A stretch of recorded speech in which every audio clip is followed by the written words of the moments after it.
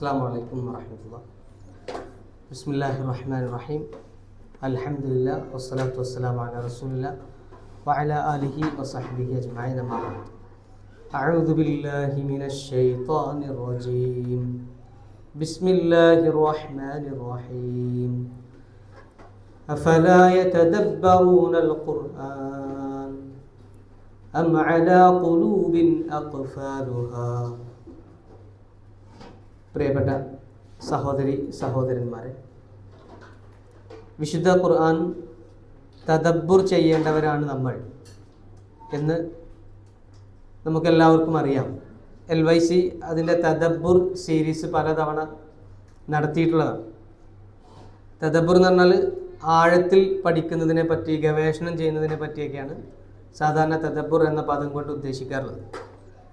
ഞാൻ ആമുഖമായി ഓതിയ ആയത്ത് സൂറത്ത് മുഹമ്മദിലെ അഫലാ യതദബ്ബറൂനൽ ഖുർആൻ അം അലാ ഖുലൂബിൻ അഖ്ഫാലുഹാ. അവർ ഖുർആനെ പറ്റി ആഴത്തിൽ ഉറ്റാലോചിക്കുന്നില്ലേ, അഥവാ അല്ലെങ്കിൽ അവരുടെ ഹൃദയത്തിൽ താഴിട്ട് പൂട്ടിയിരിക്കുകയാണോ എന്നൊക്കെ ആക്ഷേപരൂപത്തിലാണ് ഇവിടെ ചോദിക്കുന്നത്. അപ്പോൾ ഈ ഒരു ചോദ്യം ഏറ്റെടുത്തുകൊണ്ട് അല്ലെങ്കിൽ ഇതിന് ഉത്തരം നൽകണം എന്ന രൂപത്തിൽ നമ്മൾ ഖുർആനെ പറ്റി ഉറ്റാലോചിക്കാത്തവരാവരുത് എന്ന ഒരു നിർബന്ധമുള്ളത് കൊണ്ടാണ് ഇത്തരം സെഷൻസ് LYC സംഘടിപ്പിക്കാറുള്ളത്. മുമ്പ് ഒരുപാട് തദബ്ബുർ സീരീസ് ഇവിടെ നടന്നിട്ടുണ്ട്.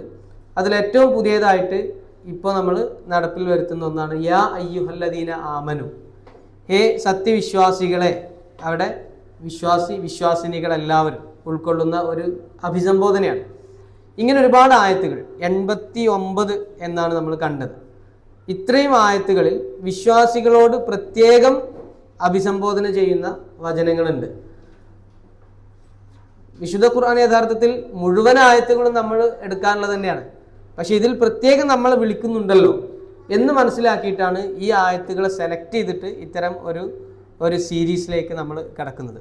ഇപ്പോൾ ഖുർആനോടുള്ള നമ്മുടെയൊക്കെ ഒരു നിലപാട് അല്ലെങ്കിൽ നമ്മുടെ സമീപനം എന്ന് പറയുന്നത് എല്ലാ ആയത്തും ശരിക്കും അള്ളാഹു സംസാരിക്കുന്നതാണ്, അള്ളാഹു നമ്മോട് സംസാരിക്കുന്നതാണ് എന്ന് തന്നെയാണ്. അങ്ങനെ ആവണം. ഖുർആനിലേക്കുള്ള പാത എന്ന തൻ്റെ പുസ്തകത്തിലെ തുടക്കത്തിൽ ഖുർറം മുറാദ് എന്ന് പറയുന്ന എഴുത്തുകാരൻ ഖുർആൻ പഠിക്കാനുള്ള ചില മുന്നുപാധികൾ പറയുന്നുണ്ട്, ചില കണ്ടീഷൻസ്, ഷർത്തുകൾ. അതിൽ അദ്ദേഹം ഫസ്റ്റ് തന്നെ പറയുന്ന ഇതാണ്: അള്ളാഹു എന്നോട് സംസാരിച്ചുകൊണ്ടിരിക്കുകയാണ് എന്ന നീയത്തോടു കൂടെ, എന്ന ബോധത്തോടു കൂടെ നമ്മൾ ഖുർആൻ തുറക്കുമ്പോഴേ ഖുർആൻ ശരിക്ക് നമ്മുടെ ജീവിതത്തിൽ ഒരു അത്ഭുതമായി മാറുള്ളൂ എന്നാണ്. അപ്പോൾ നമ്മളെല്ലാവരും ഖുർആൻ കയ്യിലെടുക്കുമ്പോൾ ഖുർആൻ്റെ ഒരു പ്രത്യേകത തന്നെ അതാണ്. കാലാധിവർത്തിയാണ് വിശുദ്ധ ഖുർആൻ എന്ന് പറയുമ്പോൾ ഖുർആനൊരു അവതരണ പശ്ചാത്തലമുണ്ട്. നമ്മൾ അസ്ബാബുൻ നുസൂൽ എന്ന് പറയുന്ന കോണ്ടെക്സ്റ്റ് ഉണ്ട്. പല ആയത്തുകൾക്കും ഇത്തരത്തിലുള്ള അവതരണ പശ്ചാത്തലമുണ്ട്. പക്ഷേ ഖുർആൻ വരുന്ന എല്ലാ മനുഷ്യരോടും നേർക്കുനേർ അള്ളാഹു സംസാരിക്കുന്നത് പോലെയുള്ള പ്രതീതി ഉണ്ടാക്കുന്നതാണ്. നമുക്ക് എന്തെങ്കിലും ഒരു പ്രയാസമോ അല്ലെങ്കിൽ എന്തെങ്കിലും ഒരു ചിന്തയൊക്കെയുള്ള സമയത്ത് ഖുർആൻ എടുത്ത് ഇങ്ങനെ ഓതി അതിങ്ങനെ തുറന്നു വെച്ച് ഇങ്ങനെ ഓതുന്ന സമയത്ത് നമുക്ക് തോന്നും എൻ്റെ ആ ചോദ്യത്തിനുള്ള ഉത്തരം ഇവിടെ കിട്ടിയാലോ എന്ന് തോന്നും.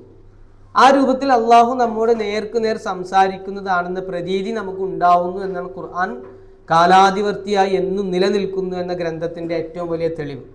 അപ്പോൾ ആ നിലക്ക് ഖുർആനിലുള്ള എല്ലാ ആയത്തുകളിലൂടെയും അള്ളാഹു നമ്മോട് സംസാരിക്കുക തന്നെയാണ്. പക്ഷേ യാ അയ്യുഹല്ലദീന ആമനു എന്ന് പറഞ്ഞിട്ട് പ്രത്യേകം അള്ളാഹു നമ്മെ വിളിക്കുന്ന ആയത്തുകൾ അത് തെരഞ്ഞെടുത്ത് പഠിക്കാനുള്ള ഒരു ശ്രമമാണ് നമ്മൾ ഈ ഒരു പുതിയ സീരീസിലൂടെ, തദബ്ബുർ സീരീസിലൂടെ, യാ അയ്യുഹല്ലദീന ആമനു എന്ന സീരീസിലൂടെ LYCയുടെ സംഘാടകർ ഉദ്ദേശിക്കുന്നത്. അപ്പോൾ ഒന്നിടവിട്ട തിങ്കളാഴ്ചകളിൽ എല്ലാ ആഴ്ചയും നമുക്ക് 2 or 3 റിസോഴ്സ് പേഴ്സൺസ് ഉണ്ട്. മാറി മാറിയിട്ടായിരിക്കും നമ്മുടെ ക്ലാസ് മുന്നോട്ട് പോകുമെന്ന് വിചാരിക്കുന്നു ഇൻഷാ അല്ലാഹ്. അപ്പോൾ ഇന്ന് അതിൻ്റെ തുടക്കമാണ്. അപ്പോൾ സൂറത്തുൽ ബഖറയിലാണ് നമ്മൾ ആദ്യമായിട്ട് യാ അയ്യുഹല്ലദീന ആമനു ഇങ്ങനെ ഫാത്തിഹയിലില്ല, രണ്ടാമത്തെ സൂറത്തുൽ ബഖറയിലാണ് തുടങ്ങുന്നത്. സൂറത്തുൽ ബഖറയിൽ 10 സ്ഥലങ്ങളിലാണ് യാ അയ്യുഹല്ലദീന ആമനു എന്ന് തുടങ്ങുന്ന ആയത്തുകളുള്ളത് എന്ന് ഞാൻ മനസ്സിലാക്കുന്നു. അതിലൊന്നാമത്തേത് യാ അയ്യുഹല്ലദീന ആമനു ലാ തഖൂലു റാഇനാ വഖൂലു ദുർനാ വസ്മഉ വലിൽ കാഫിരീന അദാബുൻ അലീം എന്ന് പറയുന്ന ഈ ആയത്താണ്. ഈ ആയത്ത് നമ്മളൊക്കെ പലതവണ കേട്ടിട്ടുള്ള ആയത്തായിരിക്കും. 1ാമത്തെ ജുസിൻ്റെ 2ാമത്തെ പകുതിയിലാണ് ഇത് വരുന്നത്. ഒരു വലിയ ഒരായത്തുണ്ടല്ലോ, വത്തബഉ മാ തത്ലു ശയാത്തീനു അലാ മുൽക്കി സുലൈമാൻ എന്ന വലിയ ആയത്തുള്ള ആ പേജിലാണ് ഇത് വരുന്നത്. ആയത്ത് നമ്പർ 104 ഈ ആയത്തിൻ്റെ നമ്പർ വരുന്നത്. ഖുർആനൊക്കെ കയ്യിലുള്ളവർ നോക്കാം. 104 കേട്ടോ. അപ്പോൾ ഈ ആയത്തിനെ പറ്റി ഒന്ന് നോക്കാം. ഇത് യാസിക ഖുർആൻ ആവശ്യമുള്ളവർക്ക് അവിടെ നിന്ന് വാങ്ങാം.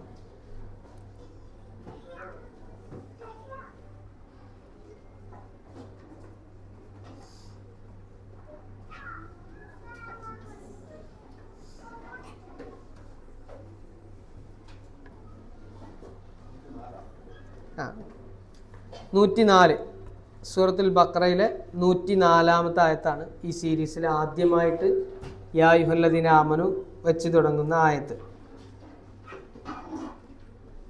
കിട്ടിയോ? യാ അയ്യുഹല്ലദീന ആമനു ലാ തഖൂലു റാഇനാ വഖൂലു ദുർനാ വസ്മഉ വലിൽ കാഫിരീന അദാബുൻ അലീം. കിട്ടില്ലേ? ഇവിടെ പറയുന്നത് യാ അയ്യുഹല്ലദീന ആമനു, ഹേ സത്യവിശ്വാസികളെ, ലാ തഖൂലു നിങ്ങൾ പറയരുത്, റാഇന റാഇന എന്ന് നിങ്ങൾ പറയരുത്, വഖൂലു ഉൻദുർന നിങ്ങൾ ഉൻദുർന എന്നാണ് പറയേണ്ടത്, വസ്മഉ നിങ്ങൾ ശ്രദ്ധിച്ച് കേൾക്കുകയും ചെയ്യുക എന്നാണ് ഇവിടെ പറയുന്നത്. അപ്പോൾ ഈ ആയത്തിന് ഒരു അവതരണ പശ്ചാത്തലമുണ്ട്. റസൂലുള്ളാഹി സ്വല്ലല്ലാഹു അലൈഹി വസല്ലമയുടെ അടുത്ത് സ്വഹാബിമാർ പറയും റാഇന എന്നവർ പറഞ്ഞിരുന്നു. റാഇന എന്ന പദത്തിൻ്റെ അർത്ഥം സാധാരണ നിലക്ക് ഞങ്ങളെ നോക്കൂ, ഞങ്ങൾ പറയുന്നത് കേൾക്കൂ, ശ്രദ്ധിക്കൂ എന്നൊക്കെയാണ് അർത്ഥം. അപ്പോൾ അതിന് വേറൊരു ദ്വയാർത്ഥം കൂടെ ഉണ്ട്, മറ്റൊരർത്ഥം കൂടെ ഉണ്ട് അതിന്. ആ അർത്ഥം വരുന്നത് വിഡ്ഢി അല്ലെങ്കിൽ മൂഢൻ, നമ്മൾ സാധാരണ പൊട്ടൻ എന്നൊക്കെ പറയുന്നുണ്ടല്ലോ, ആ ഒരു അർത്ഥം കൂടെ ആ പദത്തിനുണ്ട്. അപ്പോൾ ഈ അർത്ഥം കൂടെ അറിയുന്ന നബി സല്ലല്ലാഹു അലൈഹി വസല്ലമയെ അഭിസംബോധന ചെയ്തു വരുന്ന ചില ശത്രുക്കളൊക്കെ, യഹൂദികളൊക്കെ റാഇന എന്ന പദം വീണ്ടും വീണ്ടും ആവർത്തിച്ച് ഉപയോഗിക്കാൻ തുടങ്ങി. അപ്പോൾ അവരുടെ ഉള്ളിലുള്ള അർത്ഥം നബി സല്ലല്ലാഹു അലൈഹി വസല്ലമയെ വിഡ്ഢി എന്ന് വിളിക്കുകയാണ് ശരിക്കും അവർ ചെയ്യുന്നത്. അവർ സ്വഹാബിമാരും ഇതേ പദം ഉപയോഗിക്കുന്നത് കാണുമ്പോൾ അവർക്ക് സന്തോഷമാണ്. ഇവരും കണ്ടോ അവരുടെ നേതാവിനെ വിഡ്ഢി എന്ന് തന്നെയാണ് അവരും വിളിക്കുന്നത് എന്ന് ഇവരുള്ളിൽ ചിരിക്കുകയും പരസ്പരം അത് പങ്കുവെക്കുകയും ചെയ്യും എന്നുള്ളതാണ്. അപ്പോൾ അള്ളാഹു സുബ്ഹാനഹു വ തആല ആയത്തിറക്കിയതാണ്, ഏ വിശ്വാസികളെ, നിങ്ങൾ റാഇന എന്ന് പറയരുത്, ആ പദം ഇനി നിങ്ങൾ പ്രയോഗിക്കരുത്. കാരണം എന്താ? അതിനിങ്ങനൊരു അർത്ഥമുണ്ട്. നിങ്ങളുടെ മനസ്സിലുള്ളത് നല്ല അർത്ഥമാണ്, ഞങ്ങളെ ശ്രദ്ധിക്കൂ എന്ന അർത്ഥമാണെങ്കിലും അതിന് വിഡ്ഢി എന്ന അർത്ഥം വരുന്നുണ്ട്. അത് കണ്ടിട്ട് ഈ ശത്രുക്കൾ ചിരിക്കുന്നുണ്ട്. അതുകൊണ്ട് ആ പദം നിങ്ങൾ ഉപയോഗിക്കരുത്. വഖൂലു നിങ്ങൾ പറയണം, ഉൻദുർന നിങ്ങൾ എന്നെ നോക്കൂ എന്ന ഉൻദുർന എന്ന പദത്തിന് വേറെ ഒരു അർത്ഥമില്ല. അത് വളരെ ക്ലിയർ ആണ്, വളരെ സ്ട്രൈറ്റ് ആണ്. ഉൻദുർന എന്ന് പറഞ്ഞാൽ ഞങ്ങളെ നോക്കൂ എന്ന് തന്നെയാണ് അർത്ഥം, വേറൊരർത്ഥം അതിന് വരൂല. വസ്മ നിങ്ങൾ ആയത്തുകളും റസൂലിൻ്റെ വാക്കുകളും ഒക്കെ ശ്രദ്ധിച്ച് കേൾക്കുകയും ചെയ്യുക എന്നൊക്കെയാണ് ആയത്തിൽ പിന്നെ പറയുന്നത്. അപ്പോൾ പിന്നെ ഇതാണ് ഈ ഒന്നാമത്തെ യാ അയ്യുഹല്ലദീന ആമനു. ഇതാണ് ഖുർആൻ നമ്മളിങ്ങനെ തുറന്നു നോക്കുമ്പോൾ സൂറത്തുൽ ബഖറയിൽ കാണുന്ന ഫസ്റ്റ് യാ അയ്യുഹല്ലദീന ആമനു ഇതാണ്. അപ്പോൾ ഈ അവതരണ പശ്ചാത്തലം വളരെ ക്ലിയർ ആണല്ലോ. അതായത് റാഇന എന്ന പദത്തിന് രണ്ടർത്ഥമുണ്ട്. ഒരർത്ഥം വളരെ പോസിറ്റീവായിട്ട് ഞങ്ങളെ പരിഗണിക്കണേ, നോക്കണേ എന്നുള്ളൊരു അർത്ഥമാണ്. രണ്ടാമത്തെ ഒരു അർത്ഥം വിഡ്ഢി എന്ന അർത്ഥമാണ്. അപ്പോൾ ഈ ദ്വയാർത്ഥമുള്ള ഡബിൾ മീനിങ് ഉള്ള ഒരു വേർഡ് ഉപയോഗിച്ച് കഴിഞ്ഞാൽ അവിടെ ശത്രുക്കൾ നമ്മെ പരിഹസിക്കാൻ കാരണമായേക്കാം. അതുകൊണ്ട് വളരെ സ്ട്രെയിറ്റ് ആയിട്ട് ആശയം കൺവേ ചെയ്യാൻ പറ്റുന്ന വേർഡ്സ് മാത്രം നിങ്ങൾ യൂസ് ചെയ്യുക എന്ന ഒരു ആശയമാണ് ഈ ആയത്തിൽ ഉൾക്കൊള്ളുന്നത്. ഓക്കെ, അപ്പോൾ ഈ ആയത്ത് ഞാൻ ഓതി, അതിൻ്റെ അർത്ഥം ഞാൻ പറഞ്ഞു. തദബ്ബുറാണ്. തദബ്ബുർ എന്ന് പറഞ്ഞാൽ അതിൻ്റെ പശ്ചാത്തലം ഞാൻ പറഞ്ഞു. നമ്മുടെ ജീവിതവുമായി ബന്ധപ്പെട്ട്, നമ്മുടെ പശ്ചാത്തലവുമായി ബന്ധപ്പെട്ട്, നമ്മുടെ സമൂഹവുമായി ബന്ധപ്പെട്ട്, നമ്മുടെ കാലഘട്ടവുമായി ബന്ധപ്പെട്ട് ഇതിൽ നിങ്ങൾക്ക് എന്തെങ്കിലും സംഭാവനകൾ നിങ്ങൾ പറയാനുള്ളത് ആർക്കെങ്കിലും പറയാനുണ്ടെങ്കിൽ പറയാം. അങ്ങനെ നമ്മൾ മുന്നോട്ട് പോവാം. ആർക്കെങ്കിലും എന്തെങ്കിലും കൂട്ടിച്ചേർക്കാനുണ്ടോ എന്ന് ഞാൻ പറഞ്ഞ ആശയം ക്ലിയർ അല്ലേ? ആയത്ത് ക്ലിയർ അല്ലേ? ആണെങ്കിൽ ഒന്ന് സജീവമാവും എല്ലാവരും എൻ്റെ കൂടെ തന്നെ ആയത്തൊന്ന് ഓതിയേക്കും. ബിസ്മില്ലാഹിർ റഹ്മാനിർ റഹീം. യാ അയ്യുഹല്ലദീന ആമനൂ ലാ തഖൂലൂ റാഇനാ വഖൂലൂ ദുർനാ വസ്മഉ വലിൽ കാഫിരീന അദാബുൻ അലീം. ഓക്കെ, ഇതിപ്പോൾ ശരിക്ക് അന്നത്തെ ആ ഒരു സാഹചര്യത്തിൽ ആ കോണ്ടെക്സ്റ്റിൽ കഴിഞ്ഞോ അതിൻ്റെ റെലവൻസ്, അതോ ഇപ്പോൾ ഇതിന് റെലവൻസ് ഉണ്ടോ? എന്താ തോന്നുന്നത്? ഉണ്ട്. ആ ഒരു ഉദാഹരണം പറയാൻ പറ്റുമോ? ഒരു ഉദാഹരണമോ എന്തെങ്കിലും ഒരു പോയിന്റ് അതിലേക്ക് ആഡ് ചെയ്യാൻ പറ്റും?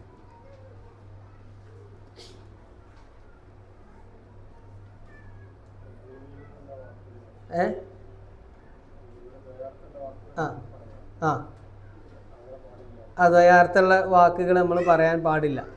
ഓക്കെ, അതുകൊണ്ട് എന്തെങ്കിലും ബുദ്ധിമുട്ടുകൾ ഉണ്ടാവുമോ? ഉണ്ടാവും.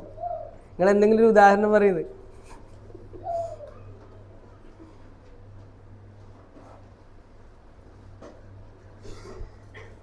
നമ്മൾ ഉപയോഗിക്കുന്ന പദങ്ങളെ ശരിക്കും വളരെ അലേർട്ടായിരിക്കണം എന്നുള്ളൊരു മെസ്സേജ് ശരിക്കും ഇതിലുണ്ട്. പ്രത്യേകിച്ച് നമ്മൾ സോഷ്യൽ മീഡിയയൊക്കെ ഉപയോഗിക്കുന്ന സമയത്ത് അല്ലേ, നമ്മൾ യൂസ് ചെയ്യുന്ന ഓരോ വേർഡ്സും ചിലപ്പോൾ അതിന് പല അർത്ഥങ്ങളും ചിലപ്പോൾ വരാൻ സാധ്യതയുണ്ട്.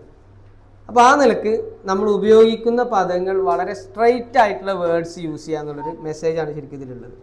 ഇതെല്ലാ കാലഘട്ടത്തിലും ശരിക്കും വളരെ റെലവൻ്റാണ് അല്ലേ? അതൊന്ന്. രണ്ടാമത്തത്, ഇവിടെ നമ്മൾ ഒരു ലീഡറെ അഭിസംബോധന ചെയ്യുമ്പോൾ പ്രത്യേകിച്ചും ശ്രദ്ധിക്കണം എന്നുള്ളൊരു മെസ്സേജ് കൂടെ പറയുന്നുണ്ട്. നമ്മുടെ കൂട്ടത്തിലുള്ള ഒരു പ്രധാനപ്പെട്ട ഒരു നേതാവിനെയാണ് നമ്മൾ അഭിസംബോധന ചെയ്ത് സംസാരിക്കുന്നുണ്ടെങ്കിൽ അത് തിരഞ്ഞെടുത്ത വാക്കുകൾ നമ്മളവിടെ പ്രത്യേകം ഉപയോഗിക്കണം എന്നൊരു ആശയം കൂടെ ഇതിലുണ്ട്. ഓക്കെ, സാധാരണ ആളുകളെ അഭിസംബോധന ചെയ്യുന്ന പോലെയല്ല, നമ്മൾ കുറച്ചുകൂടെ നമ്മൾ ശ്രദ്ധിച്ചിട്ട് വേണം ഒരു നേതാവിനെ അഭിസംബോധന ചെയ്യുമ്പോൾ ഉപയോഗിക്കേണ്ടത് എന്നൊരാശയം കൂടെ ഇവിടെ ഉണ്ട്. ഓക്കെ, ഇതൊക്കെയാണ് ഈ ഫസ്റ്റിലെ 104-ാമത്തെ ആയത്തിൽ നമുക്ക് കാണാൻ പറ്റുന്ന യാ അയ്യുഹല്ലദീന ആമനു എന്ന് തുടങ്ങുന്ന ആയത്തിൻ്റെ അർത്ഥം. അടുത്ത ആയത്ത് വരുന്നത് യാ അയ്യുഹല്ലദീന ആമനു ഇസ്തഈനൂ ബിസ്സബ്രി വസ്സലാഹ് ഇന്നല്ലാഹ മഅസ്സാബിരീൻ. ആയത്തെ നമ്പർ ഞാൻ പറഞ്ഞു കേട്ടോ, നമ്പറായിട്ട് എൻ്റെ മനസ്സിൽ ഓർമ്മ ഉണ്ടാവില്ല. 153, അതായത് രണ്ടാമത്തെ ജുസ് സയഖൂൽ സുഫഹാ എന്നുള്ള രണ്ടാമത്തെ ജുസിൻ്റെ രണ്ടാമത്തെ പേജിൽ നമുക്കത് കാണാം. 153, അതെ, ആ പേജിൻ്റെ ലാസ്റ്റ് ആണ് കേട്ടോ. ഫദ്കുറൂനി അദ്കുറുകും വഷ്കുറൂ ലി വലാ തക്ഫുറൂൻ എന്ന് കഴിഞ്ഞിട്ട് പറയാണ് യാ അയ്യുഹല്ലദീന ആമനു ഇസ്തഈനൂ ബിസ്സബ്രി വസ്സലാഹ് ഇന്നല്ലാഹ മഅസ്സാബിരീൻ. ഓക്കെ, ഒന്ന് ഓതി നോക്കാം എല്ലാവർക്കും ഒരുമിച്ച്. യാ അയ്യുഹല്ലദീന ആമനു ഇസ്തഈനൂ ബിസ്സബ്രി വസ്സലാഹ് ഇന്നല്ലാഹ മഅസ്സാബിരീൻ. അടുത്ത വിശ്വാസികളെ എന്ന് അഭിസംബോധന ചെയ്യുന്ന അടുത്ത ആയത്തിലാണ് യാ അയ്യുഹല്ലദീന ആമനു ഇസ്തഈനു. ചേർത്ത് ഓതുമ്പോൾ യാ അയ്യുഹല്ലദീന ആമനു ഇസ്തഈനു എന്ന് പറഞ്ഞ ഓതാ. ബിസ്സബ്രി വസ്സലാ, നിങ്ങൾ സഹായം തേടുക. ആരോട്? അള്ളാഹുവിനോട്. ബിസ്സബ്രി, എന്തൊക്കെ? ക്ഷമ കൊണ്ടും, വസ്സല, നമസ്കാരം കൊണ്ടും നിങ്ങൾ അള്ളാഹുവിനോട് സഹായം തേടുക. ഇന്നല്ലാഹ മഅസ്സാബിരീൻ, തീർച്ചയായും അള്ളാഹു ക്ഷമിക്കുന്നവരോടൊപ്പമാണ് ഉള്ളത് എന്നാണ്. അപ്പോൾ നമുക്ക് ആലോചിച്ച് നോക്കുക, ഇവിടെ ഒന്നാമത്തെ പറഞ്ഞത് ഇസ്തഈനു എന്നുള്ളൊരു പദം ഇവിടെ പറഞ്ഞു. നിങ്ങൾ ഇസ്ത്യാനത്ത് എന്നുള്ള പദമൊക്കെ നമ്മൾ പലതവണ ഈ സംവാദത്തിലൊക്കെ കേട്ടിട്ടുണ്ടോ? സഹായതേട്ടം എന്നുള്ളത്, അതെന്തിനൊക്കെ പറ്റും, ആരോടൊക്കെ പറ്റും, അങ്ങനെ. ഇപ്പോൾ ഖുർആനിൽ ഈ ഇസ്ത്യാന എന്നുള്ളതും അതേപോലെ ഈ തവസ്സുൽ എന്നുള്ളതൊക്കെ നമ്മൾ സംവാദത്തിന് കേൾക്കുന്ന അടുത്തൊരു പദമാണ്. ഇതൊക്കെ ശരിക്കും കണക്ട് ചെയ്തിട്ടുള്ളത് ഇബാദത്തുകളുമായിട്ടാണ്. ഇവിടെ ഇപ്പോൾ നമ്മൾ കണ്ടു, നിങ്ങൾ ക്ഷമ കൊണ്ടും നമസ്കാരം കൊണ്ടും ഇസ്ത്യാനത്ത് തേടണം, സഹായം തേടണം. ആർക്കു വേണ്ടിയാണ് നമ്മൾ നിസ്കരിക്കുന്നത്? ആർക്കു വേണ്ടി നമ്മൾ ക്ഷമിക്കുന്നത്? ഒക്കെ അള്ളാഹുവിന് വേണ്ടിയിട്ട് ഈ സൽക്കർമ്മങ്ങളിലൂടെ അള്ളാഹുവിനോട് സഹായം തരണം എന്നാണ്. വേറെ ആരോടും തേടണമെന്നല്ല. അതേപോലെ യാ അയ്യുഹല്ലദീന ആമനുത്തഖുല്ലാഹ വബ്തഗൂ ഇലൈഹിൽ വസീല, നിങ്ങൾ അള്ളാഹുവിനെ സൂക്ഷിക്കുക, തഖ്വ വേണം, അങ്ങനെ അവനിലേക്ക് വസീല തേടണം. അവിടെയും തഖ്വ വഴിയാണ്. അപ്പോൾ സൽക്കർമ്മങ്ങളിലൂടെയാണ് ശരിക്കും ഇസ്തിയാനത്തും വസീലയൊക്കെ തേടേണ്ടതാണ്, അല്ലാതെ വേറെ ആരുടെയെങ്കിലും മുഖേന അല്ല എന്ന് നമുക്ക് ഇതിൽ നിന്നൊക്കെ മനസ്സിലാവും. അപ്പോൾ അതാണ് ഒന്നാമത്തെ ഒരു കാര്യം. അവിടെ ഇസ്തിയാനത്ത് നമ്മൾ പടച്ചവനോട് സഹായം തേടുക. അപ്പോൾ നമ്മുടെ സൽക്കർമ്മങ്ങൾ കൊണ്ട് സഹായം തേടുന്നതിനുള്ള നമുക്ക് നബി സല്ലല്ലാഹു അലൈഹി വസല്ലം പറഞ്ഞിട്ടുള്ള ഒരു കഥ ഉണ്ട്. അത് ഓർമ്മയുണ്ടോ? ഒരു കഥയൊക്കെ ഇങ്ങനെ വരുമ്പോൾ ചിലപ്പോൾ ഉറക്കമുണ്ടെങ്കിൽ അതൊക്കെ പോകും. ഗുഹയിൽ കുടുങ്ങിയ ആളുകൾ അവരെന്ത് ചെയ്തു? ഈ അവർ ഗുഹയിലായിരുന്നു. ഗുഹയുടെ മുഖത്ത് വലിയൊരു പാറക്കല്ല് വന്ന് നിന്നു. അവർ 3 പേരും അത് ഉന്തിയിട്ട് പോകുന്നില്ല. അങ്ങനെ 3 പേരും എന്ത് ചെയ്തു? മുൻപ് അവരുടെ പാസ്റ്റിൽ നടന്നിട്ടുള്ള 3 സൽക്കർമ്മങ്ങൾ എടുത്തു പറഞ്ഞിട്ട് അള്ളാഹുവിനോട് ഈ പാറക്കല്ല് നീങ്ങണമെന്ന് പ്രാർത്ഥിച്ചു. അപ്പോൾ ശരിക്കും നമ്മൾ ചെയ്തിട്ടുള്ള സൽക്കർമ്മങ്ങൾ എടുത്തുകൊണ്ട് അല്ലെങ്കിൽ ആ സൽക്കർമ്മങ്ങളെ മുൻനിർത്തി നമുക്ക് അള്ളാഹുവിനോട് സഹായം തേടാന്നുള്ളതാണ്. അപ്പം അങ്ങനെ നമ്മുടെ ഖുർആൻ നമുക്ക് അള്ളാഹുവിനോട് സഹായം തേടാൻ ഏറ്റവും നല്ല 2 സൽക്കർമ്മങ്ങളായിട്ട് പ്രതിപാദിക്കുന്ന 2 സംഗതികളാണിത്. എന്തൊക്കെയാണ്? ഒന്ന് ക്ഷമ, മറ്റൊന്ന് നമസ്കാരം. അപ്പം ഇത് രണ്ടും വളരെ പ്രധാനപ്പെട്ട കാര്യമാണ്. അപ്പോൾ ഒന്നാമത്തെ പറഞ്ഞ് ക്ഷമ എന്നുള്ളതാണ്. ക്ഷമയുമായി ബന്ധപ്പെട്ട് നമുക്ക് വിശദീകരിക്കാത്ത ഒരുപാട് കാര്യങ്ങൾ അറിയാം. അതിൽ 1-2 നമുക്ക് പെട്ടെന്ന് പറയാം. ഒന്ന്, നബി സല്ലല്ലാഹു അലൈഹി വസല്ലം പറഞ്ഞു, ഇന്നമ സ്വബ്റു ഇൻദ സ്വദമത്തിൽ ഊല. ഫസ്റ്റ് ഇൻസ്റ്റൻസിലാണ് ശരിക്കും ക്ഷമ വേണ്ടത്. പലപ്പോഴും നമ്മൾ എടുത്ത് ചാടിയിട്ട് ഇപ്പോൾ നമ്മളൊരു ഒരു ഇൻസിഡൻറ്റ് ഉണ്ടായിക്കഴിഞ്ഞാൽ നമ്മൾ പെട്ടെന്ന് ചിലപ്പോൾ മെസ്സേജ് അയക്കാനോ വിളിക്കാനോ നിൽക്കുമ്പോൾ ആ മെസ്സേജിൽ നമ്മൾ എഴുതി വെച്ചിട്ടുണ്ടെങ്കിൽ അതിൽ യൂസ് ചെയ്തിട്ടുള്ള വേർഡ്സൊക്കെ നമ്മൾ നോക്കി കിട്ടും.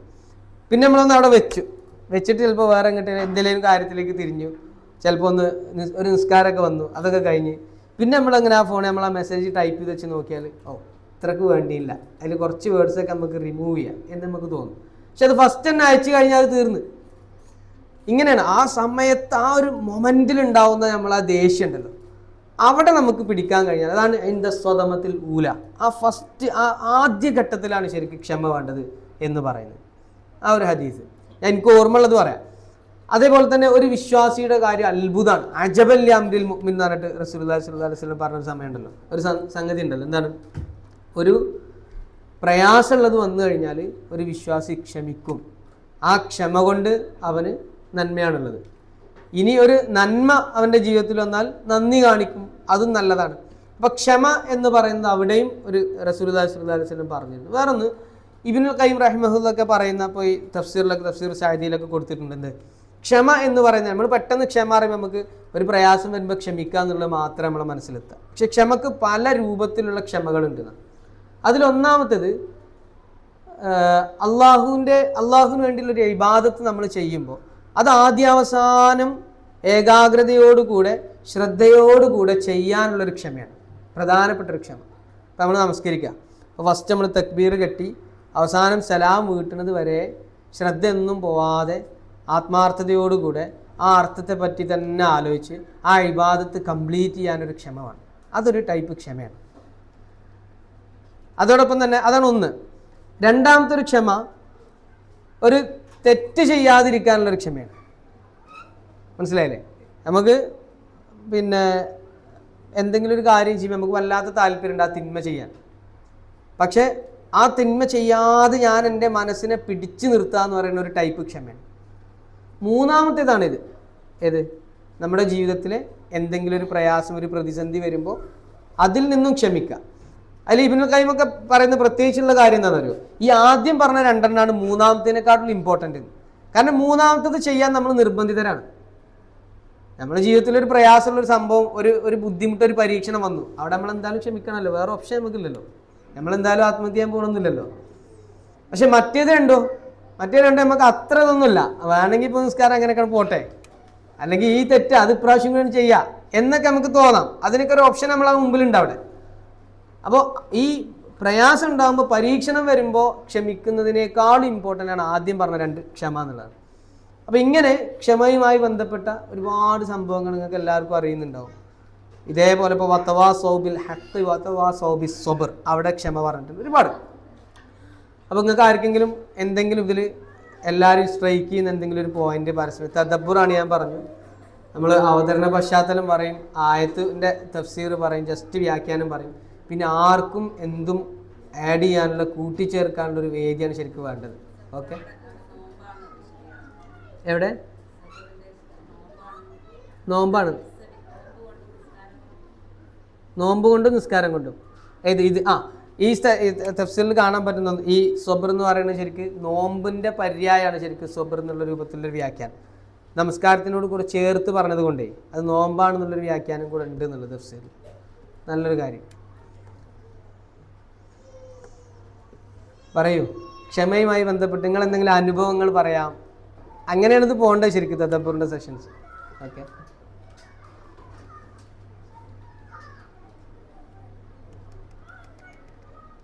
ആരും ഒന്നും പറയണില്ലല്ലോ. ക്ഷമിച്ചിരിക്കുക അല്ലേ? ഓക്കെ, അപ്പൊ ഇതാണ് രണ്ടാമത്തെ ആയത്തൊന്ന് എല്ലാവർക്കും ഒരുമിച്ച് ഒന്നുകൂടെ ഓതാം. യാ അയ്യുഹല്ലദീന ആമനു ഇസ്തഈനൂ ബിസ്സബ്രി വസ്സലാഹ് ഇന്നല്ലാഹ മഅസ്സാബിരീൻ.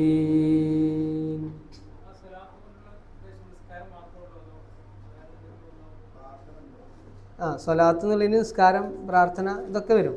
പ്രധാനമായിട്ടും നമസ്കാരം തന്നെയാണ്. തഫ്സീറിലൊക്കെ അമാനുവലൊക്കെ പ്രത്യേകിച്ച് ഊന്നി പറയുന്നത് നിസ്കാരം, നമ്മളെ സാധാരണ നിസ്കാരം തന്നെയാണ്. സ്വലാത്ത് എന്നുള്ളതിന് പ്രാർത്ഥന എന്നുള്ള അർത്ഥം വരും. ഓക്കെ, മൂന്നാമത്തെ നോക്കുമ്പോൾ പിന്നെ വരുന്നത് നമസ്കാരത്തിൻ്റെ വിഷയത്തിലോ, അതായത് പറഞ്ഞോളി.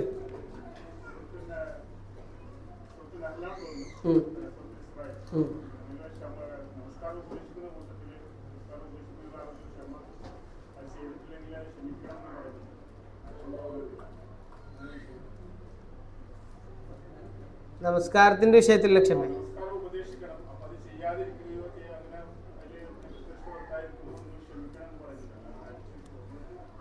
ശരി,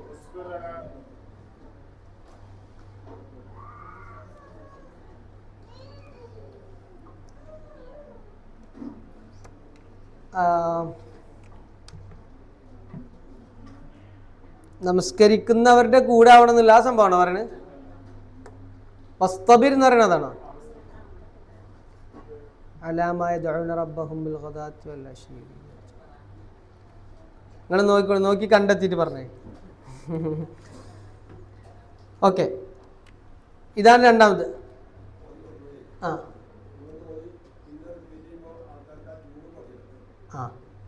ഞാൻ ഓതിയിട്ട് പിന്നെ റിപ്പീറ്റ് ചെയ്യാന്നല്ലേ? ഓക്കെ, അപ്പോൾ ഈ രണ്ടാമത്തെ ആയത്ത് നമുക്ക് അങ്ങനെ ഒന്നുകൂടെ ഓതാം. യാ അയ്യുഹല്ലദീന ആമനു ഇസ്തഈനൂ ബിസ്സബ്രി വസ്സലാഹ്. ഒന്ന് റിപ്പീറ്റ് ചെയ്ത് നോക്കൂ.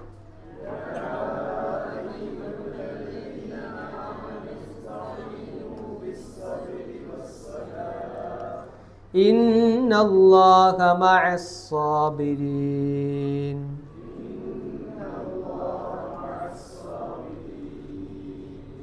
ഓക്കെ, അപ്പോൾ അതാണ് രണ്ടാമത്തെ ആയത്ത്.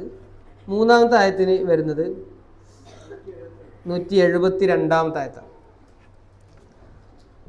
യാ അയ്യുഹല്ലദീന ആമനൂ കുലൂ മിൻ ത്വയ്യിബാതി മാ റസഖ്നാകും വഷ്കുറൂ ലില്ലാഹി ഇൻ കുൻതും ഇയ്യാഹു തഅ്ബുദൂൻ. 172. ഒന്നുകൂടെ ഓതിയേക്കാം.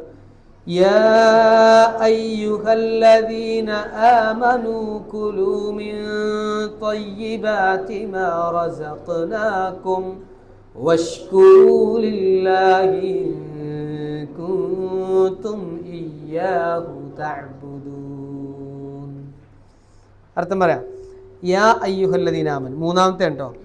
യാ അയ്യുഹല്ലദീന ആമനു കുലു, പറയും നിങ്ങൾ. കൂലു അല്ല, കുലു കുലു കുലു. നിങ്ങൾ ഭക്ഷിക്ക, നിങ്ങൾ തിന്ന. മിൻ ത്വയ്യിബാത്തി, ഏറ്റവും വിശിഷ്ടമായിരുന്നു.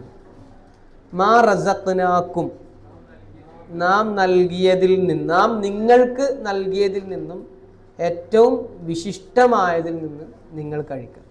വഷ്കുറൂ ലില്ലാഹി, നിങ്ങൾ അള്ളാഹുവിന് നന്ദി കാണിക്കുക. ഇൻ കുന്തും ഇയ്യാഹു തഅബുദൂൻ, നിങ്ങൾ അവനെ മാത്രമാണ് ഇബാദത്ത് ചെയ്യുന്നതെങ്കിൽ നിങ്ങൾ അവന് നന്ദി കാണിക്കുക, അല്ലെങ്കിൽ നിങ്ങൾക്ക് ആർക്കും നന്ദി കാണിക്കാം. ഓക്കെ, അപ്പോൾ ഇതാണ് മൂന്നാമത്തത്.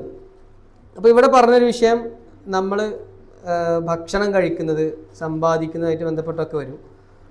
അപ്പോൾ ഇതിൻ്റെ തൊട്ട് മുമ്പത്തെ പേജിൽ എനിക്ക് തോന്നുന്നത് യാ യുഹന്നാസു കുലു മിമ്മാ റസഖ്നാകും ഹലാലൻ ത്വയ്യിബ എന്ന് പറഞ്ഞിട്ടുണ്ട്. മനുഷ്യന്മാരെല്ലാവരെയും അഭിസംബോധന ചെയ്തിട്ട് നിങ്ങളെല്ലാവരും ഹലാലായത് തന്നെയാണ് കഴിക്കേണ്ടത്, ത്വയ്യിബായത് തന്നെയാണ് കഴിക്കേണ്ടത്. അത് പറഞ്ഞു വെച്ചിട്ടേ ഉള്ളൂ. ഇവിടെ വീണ്ടും ഇങ്ങനെ ആവർത്തിക്കണം, യാ അയ്യുഹല്ലദീന ആമനു, വിശ്വാസികളെ പ്രത്യേകം എടുത്ത് പറയാം, നിങ്ങൾ കുലു മിൻ ത്വയ്യിബാതി മാ റസഖ്നാകും, നാം നിങ്ങൾക്ക് നൽകിയതിൽ നിന്ന് ഏറ്റവും വിശിഷ്ടമായത് മാത്രമേ കഴിക്കാൻ പാടുള്ളൂ എന്ന് പറയാം. ഇത് പിന്നെ പ്രവാചകന്മാരെ മാത്രം ഉദ്ദേശിച്ചിട്ട് വേറൊരു സ്ഥലത്ത് യാ അയ്യുഹർ റുസുലു കുലു മിമ്മാ ഫിൽ അർദി ഹലാലൻ ത്വയ്യിബ അങ്ങനെയും പറഞ്ഞു, പ്രവാചകന്മാരെ മാത്രം. അപ്പോൾ ആദ്യം പൊതുവെയുള്ള എല്ലാ മനുഷ്യന്മാരെയും ഉദ്ദേശിച്ചിട്ട് പറയുന്നു, പിന്നീട് വിശ്വാസികളെ മാത്രം ഉദ്ദേശിച്ചിട്ട് ഈ ഒരു പരാമർശം, മറ്റൊരു സ്ഥലത്ത് പ്രവാചകന്മാരെ മാത്രം ഉദ്ദേശിച്ചിട്ട് പറയുന്നു. എന്താ ഇതൊക്കെ തമ്മിലുള്ള വ്യത്യാസം? എന്താ? ഓരോ സന്ദർഭത്തിനനുസരിച്ച് വിശ്വാസികൾ കൂടുതൽ ശ്രദ്ധിക്കേണ്ടതുണ്ട് എന്ന് സൂചിപ്പിക്കാനാണ് ഇത് വീണ്ടും അതെടുത്ത് പറയുന്നത് എന്നുള്ളതാണ്. സാധാരണക്ക് എല്ലാവർക്കും ഹലാലായതും ത്വയ്യിബായിട്ടുള്ളതൊക്കെയാണ് എല്ലാ മനുഷ്യന്മാരും കഴിക്കേണ്ടത്. പക്ഷേ വിശ്വാസികൾ ഒരു സംശയമുള്ള സംഗതിയാണെങ്കിൽ പോലും, അത് ഹലാലൊക്കെ ആയിരിക്കാം എന്ന് നമുക്ക് തോന്നുന്നുണ്ടെങ്കിൽ പോലും ഒന്നുകൂടി ഉറപ്പുവരുത്തണം ശരിക്കും. അതിനാണിത് വീണ്ടും പറയുന്നത്. യാ അയ്യുഹല്ലദീന ആമനു കുലൂ മിൻ ത്വയ്യിബാതി മാ റസഖ്നാകും, അപ്പോൾ നാം നൽകിയതിൽ നിന്ന് ഏറ്റവും വിശിഷ്ടമായത് ആണ് നിങ്ങൾ ഭക്ഷിക്കേണ്ടതെന്നുള്ളത്. ഇപ്പോൾ ഒരു ഹദീസിൽ നമുക്ക് കാണാൻ പറ്റും, ഒരു മനുഷ്യനിങ്ങനെ മുടിയും താടിയൊക്കെ ജട പിടിച്ചിട്ട് ഇങ്ങനെ വരികയാണ്. അയാളുടെ വസ്ത്രവും ഇതൊക്കെ കരി പെറിണ്ടിട്ടുണ്ട്. അയാൾ ഭക്ഷിച്ചത് ഹറാമാണ്, അയാൾ കുടിച്ചത് ഹറാമാണ്. എന്നിട്ട് പിന്നീട് പടച്ചോനെ എനിക്ക് പുറത്ത് തരണേ, അല്ലെങ്കിൽ അത് തരണേ ഇത് തരണേ എന്ന് പറഞ്ഞിട്ട് വല്ല കാര്യമുണ്ടോ എന്ന് ചോദിക്കുന്ന ഒരു ഹദീസ് നമുക്ക് കാണാൻ പറ്റും. അപ്പോൾ നമ്മുടെ സമ്പാദ്യം എന്ന് പറയുന്നത് ഖുറാനിൽ വേറെ സ്ഥലത്തും പറഞ്ഞിട്ടുണ്ട്, നിങ്ങൾ ലാ തഅകുലു അംവാലകും ബൈനകും ബിൽ ബാത്തിൽ ഇല്ലാ അൻ തകൂന തിജാറതൻ അൻ തറാദിൻ മിൻകും, നിങ്ങൾ ബാത്തിലായിട്ട്, അതായത് അന്യായമായിട്ട് ഒരാളുടെയും നിങ്ങൾ സമ്പാദിക്കാൻ പാടില്ല. അന്യോന്യം പരസ്പരം തൃപ്തിപ്പെട്ടിട്ടല്ലാതെ ഒന്നും നിങ്ങൾ എന്ത് ചെയ്യാൻ പറ്റില്ല, സമ്പാദിക്കാൻ പാടില്ല എന്ന് പറയുന്നുണ്ട്. അപ്പോൾ ഈ പറയുന്ന അതാണ് നമ്മൾ അള്ളാഹു നൽകിയതിൽ ഏറ്റവും വിശിഷ്ടമായത്. പ്രത്യേകം ആദ്യം മനുഷ്യരെ മൊത്തം അഭിസംബോധന ചെയ്ത് പറഞ്ഞ് വിശ്വാസികൾ പ്രത്യേകം എടുത്ത് പറയുമ്പോൾ നമ്മൾ ശ്രദ്ധിക്കേണ്ടത്, അങ്ങനെ നമുക്ക് ഡൗട്ടുള്ള സംഗതികളൊക്കെ എന്ത് ചെയ്യുക, വിട്ടുകൊടുക്കുന്നതാണ് ഏറ്റവും ഉത്തമം. ചിലപ്പോൾ നമുക്ക് തോന്നും എൻ്റെ ഭാഗത്ത് ഇത് ചിലപ്പോൾ ഹലാലായിരിക്കാം, ഒരു 99% ഹലാലിനാണെന്ന് എൻ്റെ ധാരണ. എന്നാൽ ആ 1% നമ്മൾ റിസ്ക് എടുക്കണ്ട, അത് ഒഴിവാക്കണ നല്ലത് എന്നാണ് ഇവിടെ പ്രത്യേകം വിശ്വാസികളെ വിളിച്ച് പറയുമ്പോൾ നമ്മൾ മനസ്സിലാക്കേണ്ട ഒരു കാര്യം. ഇപ്പോൾ റസൂലുമാർക്ക് അടുത്തൊരു ഗ്രേഡില്ല, ഒരു കുറച്ചുകൂടി ശ്രദ്ധിക്കുന്നതാണ്. നമുക്കിപ്പോൾ രാത്രി നമസ്കാരം നമുക്ക് സുന്നത്താണ്, റസൂലുള്ളാഹി സ്വല്ലല്ലാഹു അലൈഹി വസല്ലമക്ക് ഫർളാണ് രാത്രി നമസ്കാരം.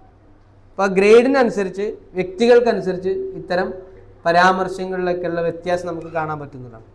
അപ്പോൾ ഏതായിരുന്നാലും നമ്മുടെ സമ്പാദിക്കുന്നതും നമ്മൾ കഴിക്കുന്നതും ഒക്കെ ഹലാൽ ഹറാം, പ്രത്യേകിച്ച് ഇപ്പോൾ സക്കാത്ത് ഇത്തരം വിഷയങ്ങളൊക്കെ കൃത്യമായി പാലിക്കണം എന്നുള്ളത് നമ്മൾ ഈ സമ്പാദ്യത്തിൻ്റെ കാര്യം പ്രത്യേകം ഊന്നി പറയുന്നൊരു ഭാഗമാണ് ഇത്.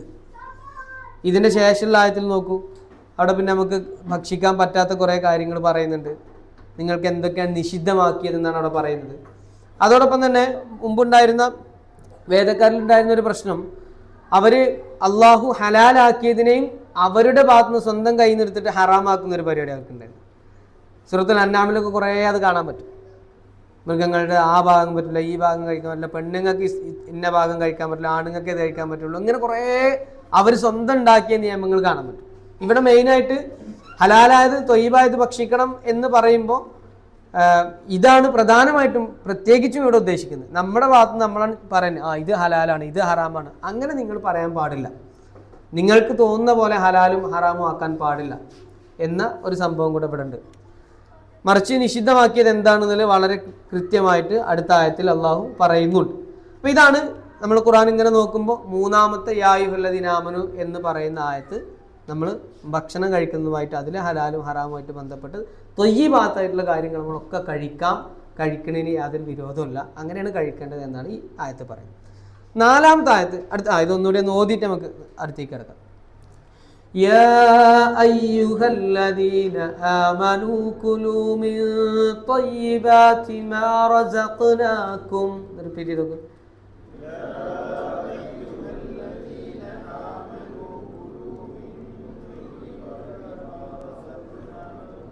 വഷ്കുറൂ ലില്ലാഹി ഇൻ കുൻതും ഇയ്യാഹു തഅ്ബുദൂൻ.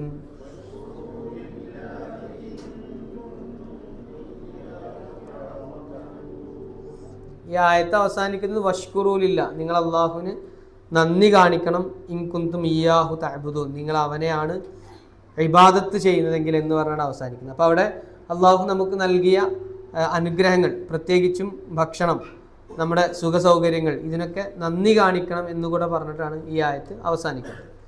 നാലാമത്തെ ആയത്തിലേക്ക് കടക്കാം. അതെല്ലാവർക്കും അറിയുന്ന ആയത്താണ്. ഏതാ? അടുത്ത യാ അയ്യുഹല്ലദീന ആമനു ഏതാ? കഴിഞ്ഞ മാസം ഏറ്റവും കൂടുതൽ നമ്മൾ ആവർത്തിച്ച് കേട്ടതായിരിക്കും, എല്ലാ ക്ലാസ്സിനും അതേ വെച്ചായിരിക്കും തുടങ്ങിയിട്ടുണ്ടാവുക. ഏതാ? അപ്പം ഓതി എല്ലാവരും ഓതി.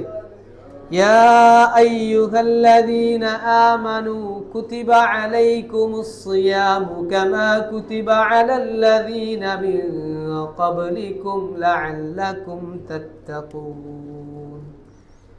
ഓക്കെ, അർത്ഥം അറിയില്ല എല്ലാവർക്കും?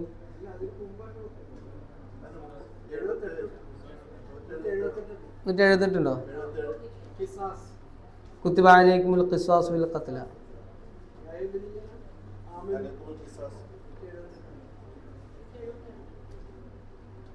വലിയ ആയത്തല്ലേ? ഞാൻ ഇങ്ങനെ മനസ്സിൽ നിന്ന് ഇങ്ങനെ എടുത്ത് പറയണേ. അപ്പോൾ അത് കുറച്ച് വലിയ ആയത്തല്ലേ?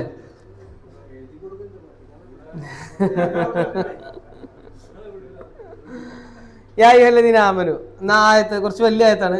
അതല്ലേ നമുക്ക് ഞാൻ ആദ്യം ഇങ്ങനെ ഓതാം, നിങ്ങൾ നോക്കിക്ക്. യാ അയ്യുഹല്ലദീന ആമനൂ കുതിബ അലൈക്കുമുൽ ഖിസാസു ഫിൽ ഖത്ല. 178 ആട്ടോ. ഓക്കെ, അതെ. അൽ ഹുർറു ബിൽ ഹുദ്ദി വൽ അബ്ദു ബിൽ അബ്ദി വൽ ഉൻസാ ബിൽ ഉൻസാ فمن عفي له من أخيه شيء فاتباع بالمعروف وأداء إليه بإحسان ذلك تخفيف من ربكم ورحمة فمن اعتدى بعد ذلك فله عذاب أليم. Okay. അപ്പോൾ ഇതിൻ്റെ മീനിങ് എന്താ? യാ അയ്യുഹല്ലദീന ആമനു, ഹേ വിശ്വാസികളെ. ഇത് ഇസ്ലാമിലെ എന്താണ്? പ്രതിക്രിയ അല്ലേ, അങ്ങനെയല്ലേ പറയാം? അതുമായി ബന്ധപ്പെട്ട ഒരു നിയമങ്ങളാണ് പറയുന്നത്. ഫിഖ്ഹിലെ നിയമങ്ങളാണ് ഇവിടെ പറയുന്നത്. കുതിബ അലൈക്കും, നിങ്ങളുടെ മേൽ എന്താണ് നിർബന്ധമാക്കിയിരിക്കുന്നു.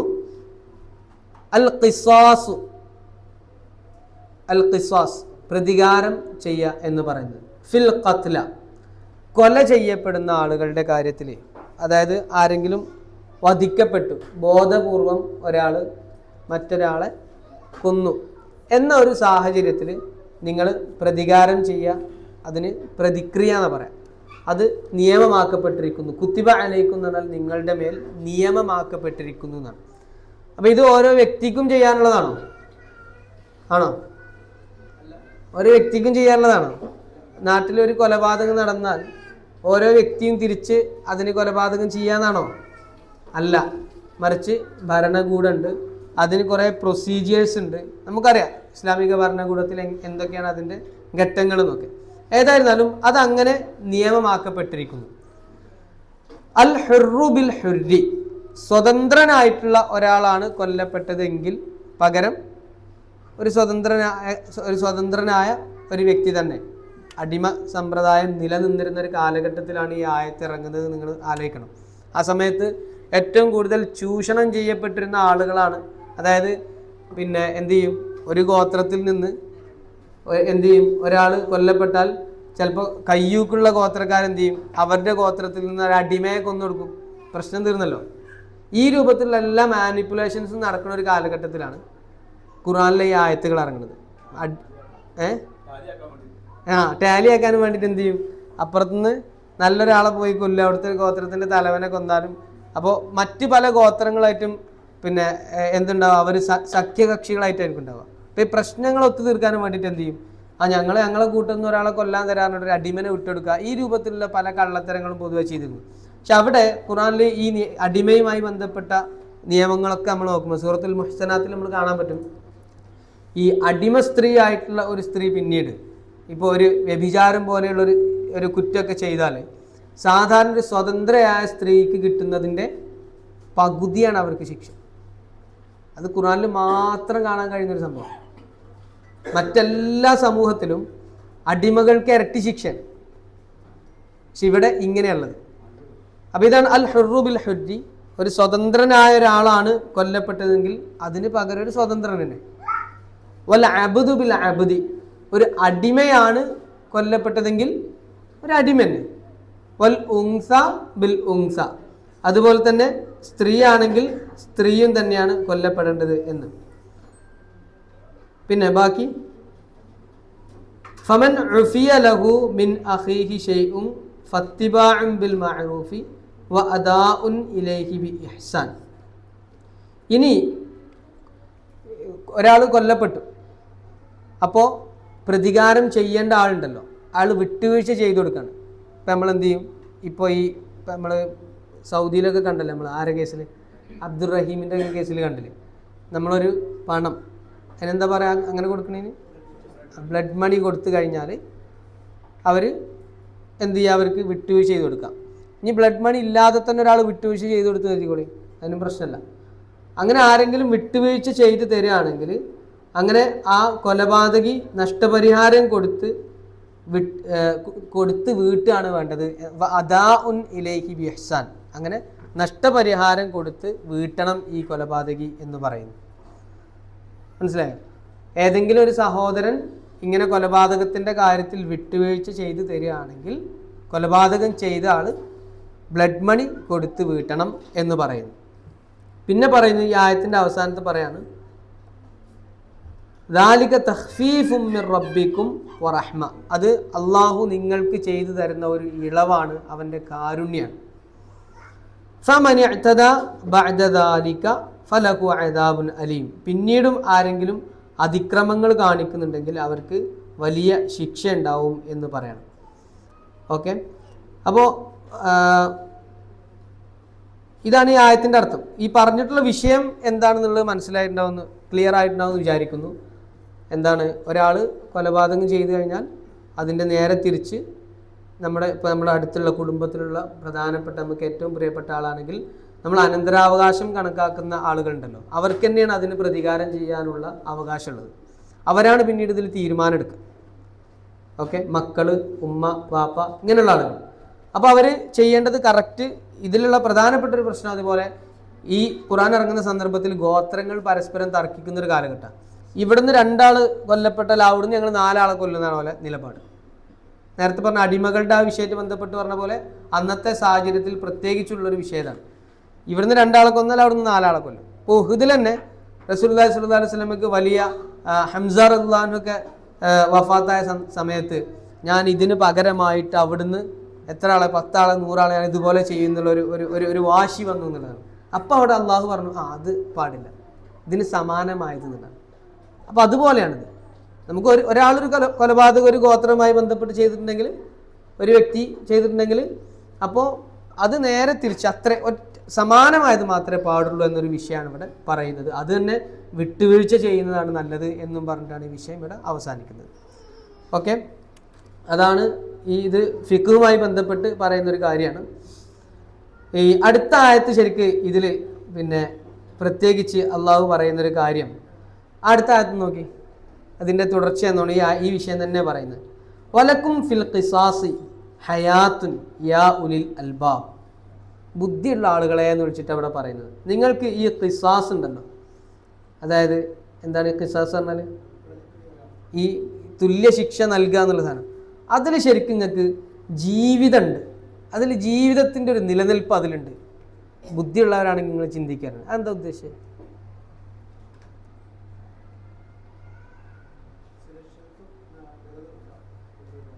അതായത് ഒന്നിന് പകരം 10 ആളെ കൊല്ലുക എന്ന് പറയുമ്പോൾ ശരിക്ക് ഒരിക്കലും എന്താവില്ല, സമൂഹത്തിൽ സുരക്ഷിതത്വം ഉണ്ടാവില്ല. അപ്പം ഇതാ തുല്യമായ അളവിൽ തന്നെ പോകണമെന്നില്ല, തുല്യമായ രൂപത്തിൽ തന്നെ ഇത് പോകണമെന്നുള്ളത്, അതിൽ നിങ്ങൾക്ക് ജീവിതം നിങ്ങൾ ചിന്തിച്ച് മനസ്സിലാക്കുകയാണെന്നുണ്ടെങ്കിൽ. അതോടൊപ്പം തന്നെ മറ്റൊരു വ്യാഖ്യാനമുള്ളത്, കൊലപാതകിയായിട്ടുള്ള ഒരാളെ അങ്ങനെ കയറൂരി വിട്ടിട്ട്, അപ്പോൾ അത് സമൂഹത്തിൻ്റെ സുരക്ഷയ്ക്ക് പ്രശ്നമല്ലേ? ഈ 2 കാര്യങ്ങളാണ് അവിടെ ഇതുമായി ബന്ധപ്പെട്ട് നമുക്ക് ആലോചിക്കേണ്ടതെന്നാണ്. അപ്പം ഇതാണ് യാ അയ്യുഹല്ലദീന ആമനൂൽ 4ാമത്തെ വരുന്നത് അല്ലേ. 5ാമത്തതാണ്, 5-ാമതല്ലേ? ഓക്കെ, ഇത് വലിയൊരു ആയത്താണ്. ഒന്നുകൂടി ഒന്ന് വേണമെങ്കിൽ ഒരുമിച്ചൊന്ന് അങ്ങനെ ഓതിയിട്ട് നമുക്ക് 5ാമത്തിലേക്ക് കിടക്കാം. എന്നെ കൂടെ തന്നെ നോക്കിയത്, യാ അയ്യുഹല്ലദീന ആമനൂ കുതിബ അലൈക്കുമുൽ ഖിസാസു ഫിൽ ഖത്ല الحر بالحر والعبد بالعبد والأنثى بالأنثى فمن عفي له من أخيه شيء فاتباع بالمعروف وأداء إليه بإحسان ذلك تخفيف من ربكم ورحمة فمن اعتدى بعد ذلك فله عذاب أليم. ഇതൊക്കെ പിന്നെ ഒരു സമൂഹത്തിൻ്റെ ഭദ്രതയ്ക്ക്, ഒരു കെട്ടുപാടിന് വേണ്ടിയിട്ട് അള്ളാഹു നിയമങ്ങളായി വെക്കുന്ന നിയമങ്ങളാണ് ഇതൊക്കെ. ഇപ്പോൾ സാധാരണ ഖുർആൻ ഒരുപാട് വെല്ലുവിളികളുണ്ടല്ലോ. ഖുർആന് സമാനമായ ആയത്തുകൾ കൊണ്ടുവരുന്നൊക്കെ പറഞ്ഞിട്ട് കുറേ ആളുകൾ അതിനൊക്കെ ഞങ്ങൾക്ക് പറ്റുമെന്ന് പറഞ്ഞ് കൊണ്ടുവന്ന കുറേ സംഗതികളുണ്ട്. നിങ്ങൾ കണ്ടിട്ടുണ്ടോയെന്ന് അറിയില്ല. അത് തുടക്കം മുതൽ തന്നെ ഉണ്ട്. ഇപ്പോൾ റസൂലുള്ളാഹി സ്വല്ലല്ലാഹു അലൈഹി വസല്ലം വഫാത്തായതിനു ശേഷം കള്ളപ്രവാചകനായിരുന്ന മുസൈലിമ ഉണ്ടായിരുന്നു. മുസൈലിമ ഇതേപോലെ ഇങ്ങനെ അദ്ദേഹത്തിൻ്റെ ചുറ്റിലുള്ള ആളുകൾ, നിങ്ങൾക്ക് എന്തെങ്ങനെ ഖുർആൻ പോലെ ഒന്നും ഇറങ്ങണില്ലേ എന്ന് ചോദിച്ച സമയത്ത് അദ്ദേഹം കുറേ നേരം ഇരുന്ന് ആലോചിച്ചിട്ടുണ്ടാക്കിയതാണ് മറ്റേ അൽഫീൽ ഒമാദ്രാക്ക് മൽഫീൽ എന്നൊക്കെ ഉള്ളതൊക്കെ. അതേപോലെ ഇന്ന് നമുക്ക് ആധുനിക യുക്തിവാദി വെബ്സൈറ്റുകൾ കുറേ ഉണ്ട്. അതിൽ സൂറത്തു ഷജറ എന്ന് പറഞ്ഞ സൂറത്തുണ്ട്, സൂറത്തുൽ ഹംദ് എന്ന് പറഞ്ഞ സൂറത്തൊക്കെ ഉണ്ട്. അങ്ങനെ കുറേ സൂറത്തുകൾ ഞങ്ങൾ ഉണ്ടാക്കിയതായിട്ട് അവരൊക്കെ കാണിക്കും. അപ്പോൾ ഇതിൻ്റെയൊക്കെ പിന്നെ അതിങ്ങനെ പരിശോധിച്ചിട്ട് പണ്ഡിതന്മാർ പറയുന്നൊരു കാര്യം, കുറേ വാചക കസർത്തുകളുണ്ട്. ഇപ്പോൾ അൽഫീൽ മൽഫീൽ എന്നൊക്കെ പറയുന്ന പോലെ തന്നെ ആന, എന്താണ് ആന? അതിന് വലിയ തുമ്പിക്കൈയുണ്ട്, ചെറിയ വാലുണ്ട്, കാലുണ്ട്, ചെവിയുണ്ട് എന്ന് പറയല്ലാതെ ഒരു പിന്നെ മനുഷ്യന് വേണ്ട ഒരു മനുഷ്യൻ്റെ ജീവിതത്തിൽ ഒരു സ്വാധീനം ഉണ്ടാക്കുന്ന, അവനെ പരിവർത്തിപ്പിക്കുന്ന, അവനൊരു ജീവിത രൂപരേഖ, ഒരു ദസ്തൂർ ഖുർആൻ കൊടുക്കുന്ന പോലെ ഒരു നിയമമോ കാര്യങ്ങളോ ഒന്നും ഇതിലൊന്നും ഇല്ല എന്നുള്ളതാണ്. ഇപ്പോൾ ഈ പറഞ്ഞ ആധുനിക യുക്തി, ഞാൻ ആ സൈറ്റുകളൊക്കെ നോക്കിയിട്ടുണ്ടോ, പല സൈറ്റുകളൊക്കെ. അപ്പോൾ അതിലെ ഭാഷാപരമായ ഒട്ടനവധി തെറ്റുകൾ നമ്മളെ പണ്ഡിതന്മാർ കാണിക്കുന്നതിൻ്റെ അപ്പുറത്തേക്ക് ശരിക്കും ഖുർആൻ എന്ന് പറയുന്നത് ഇത്രയും കാലമായിട്ട് മനുഷ്യന്മാരുടെ ജീവിതത്തെ ക്രമപ്പെടുത്തിയ ഒരു ഗ്രന്ഥമാണ്.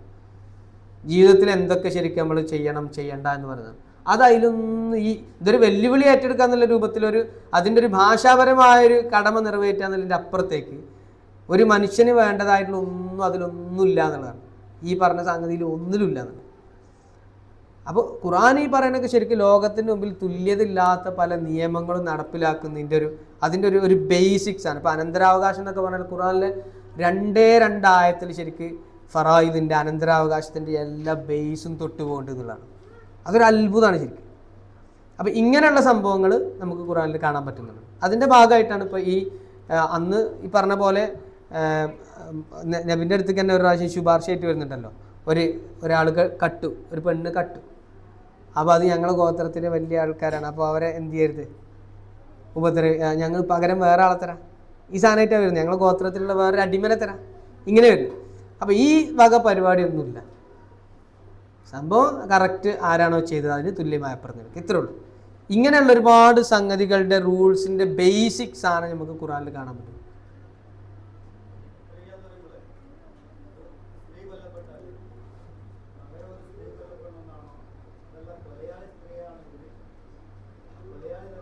കൊലയാളിയെ തന്നെയാണ്. അല്ല, അങ്ങനല്ല. കൊലയാളി ആരാണോ കൊന്നത് ആ നിലക്കുന്നത്.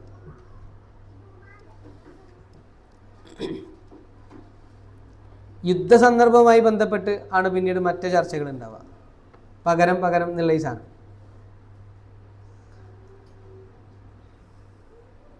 ഓക്കെ, അടുത്തത് തന്നെയല്ലേ, തൊട്ട് ശേഷം തന്നെയല്ലേ ഇത് വരുന്നത്. യാ അയ്യുഹല്ലദീന ആമനു